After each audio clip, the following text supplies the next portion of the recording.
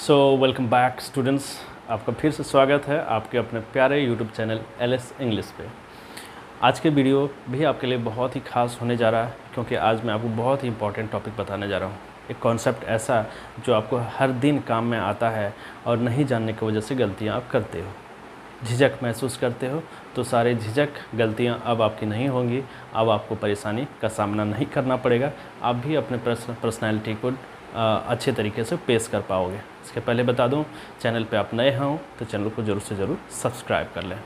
तो आज का जो टॉपिक है वो है कि जब आप किसी से विदा लेते हैं, मिलने के बाद किसी से विदा लेते हैं, तो अंग्रेज़ी में आपको क्या बोलना चाहिए, क्या बोलना चाहिए जब आप किसी से विदा लेते हैं। ठीक है, तो चलिए बिना समय गवाए आज के इस वीडियो को स्टार्ट करते हैं, जो बेहद ख़ास होने वाली है। तो चलिए देखते हैं, जब आप किसी से विदा लेते हैं तो अंग्रेज़ी में क्या बोलना चाहिए। क्या बोलते हो? बाय। आप दोस्त आपस में मिले जुले, चाय नाश्ता किए, फिर अलग होने लगे, यानी विदा होने लगे, डिपार्चर करने लगे, विदाई होने लगी, तब बोलते हो क्या? बाय। बाय या बाय। ठीक है, तो आपका दोस्त भी बोलता है क्या? Bye, bye bye. आपका दोस्त भी बोलता है बाय बाय। ठीक है, तो ये देखिए, बाय का प्रयोग कहाँ करना चाहिए? बाय का प्रयोग करना चाहिए कभी भी विदा लेते समय। कभी भी आप विदा ले रहे हैं तो आप बाय का प्रयोग करें। ठीक है, यहाँ एक और कॉन्सेप्ट आएगा 2 नंबर में, मैं वो भी क्लियर करूँगा। जब आप किसी से विदा लेते हैं तो आप बाय का प्रयोग करें, और जिससे विदा लेते हैं वो भी आपको बाय बाय कहता है। ठीक है, जैसे अक्सर दोस्त मिलते हैं तो चाय नाश्ता हुआ या ट्यूशन पढ़ के आए, कॉलेज आए, स्कूल से आए, फिर कहते हैं बाय, फिर अगला दोस्त भी बोलता है बाय बाय। तो ये आपने बहुत अच्छे तरीके से समझ गया कि बाय का रिप्लाई भी बाय बाय होता है, और विदा लेते समय आपको बाय का प्रयोग करना चाहिए।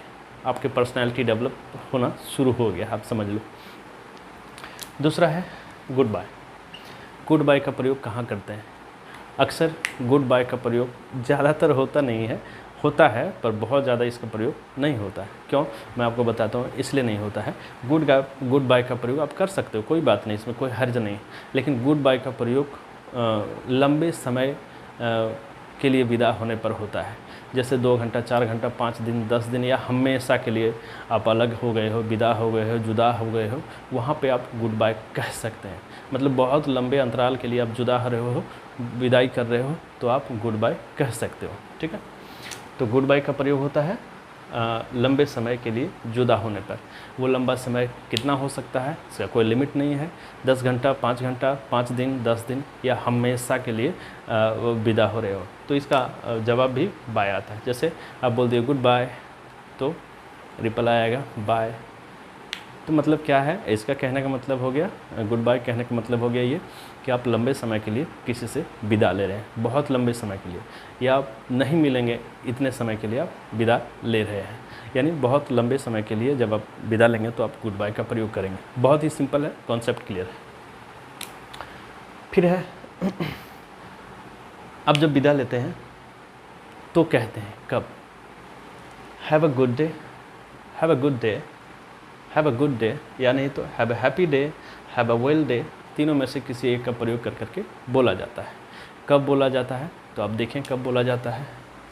सनराइज़ से 11 बजे दिन तक, यानी सूर्योदय से। सनराइज़ का मतलब होता है सूर्योदय।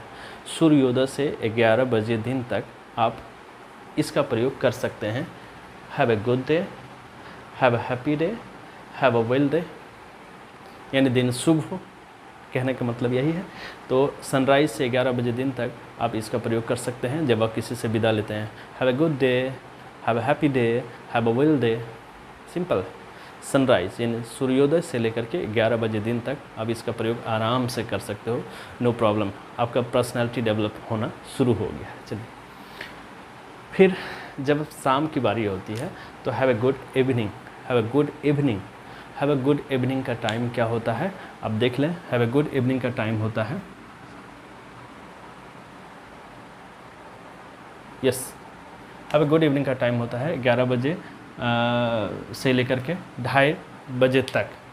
11 बजे से लेकर के 2:30 बजे तक, यस। तो हैव अ गुड इवनिंग का प्रयोग आप 11 बजे दिन से दोपहर के बाद आप 2:30-3 बजे तक कह सकते हैं।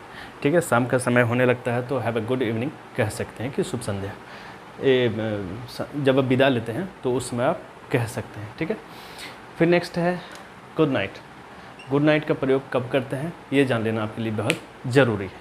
देखिए इसका टाइम पीरियड जो होता है वो है 2:30 बजे के बाद से 2:30-3 बजे के बाद से 12 बजे रात तक। गुड नाइट कब कहा जाता है? जब आप शाम के समय में भी किसी से विदा ले रहे हो और दोबारा अभी नहीं मिलेंगे तो आप गुड नाइट कह सकते हैं। शाम का समय हो और किसी से विदा ले रहे हैं और अभी फ़िलहाल आप उससे कुछ समय तक नहीं मिलेंगे तो मतलब फिर दोबारा उस टाइम में नहीं मिलेंगे तो आप गुड नाइट बोल सकते हैं। गुड नाइट का मतलब सीधा हो गया कि आप किसी से भी विदा ले रहे हैं शाम में भी और उस समय फिर नहीं मिलने जा रहे हैं तो आप गुड नाइट बोल सकते हैं। फिर देखिए अब बाय विदा लेते हैं तो बाय कहते हैं, अगला भी रिप्लाई आपको बाय कहता है। फिर देखें फिर क्या कहता है, आप किसी से विदा ले रहे हैं तो आप बोलते हैं आई एम गोइंग। और भी क्या बोलते हैं, सी यू। सी यू का मतलब होता है फिर मिलता हूँ। और बाय भी बोलते हैं, I am going, see you, bye. Simple है, कॉन्सेप्ट क्लियर है। फिर देखो फिर क्या होता है, अब छोटा बच्चा रहता है, इतनी कटी बच्चा रहेगा और उसे हाथ पकड़ के मम्मी पापा कहवाएगा टाटा। टाटा भी कब होता है, जब आप किसी से विदा लेते हैं, किसी से विदा लिया जाता है तो टाटा टाटा का प्रयोग होता है। यानी पापा जब काम पे या ड्यूटी पे जा रहे हैं तो छोटा बच्चा जो है मम्मी हाथ पकड़ के ऐसे पापा को कहलवाएगी टाटा टाटा, तो पापा भी बोलते हैं क्या टाटा। तो वो समय क्या होता है, वो समय विदा लेने वाला समय होता है, अलग मतलब अलग होने का समय होता है। वहाँ पे छोटे बच्चे से आप टाटा कहवा सकते हैं। तो कॉन्सेप्ट क्लियर है कि कैसे डिपार्चर के समय में आप किसी से विदा लेते हैं तो क्या बोलते हैं। तो उम्मीद करता हूँ ये वीडियो भी आपको बहुत पसंद आई होगी। चलिए फिर मिलते हैं नेक्स्ट वीडियो पे। So thanks for watching.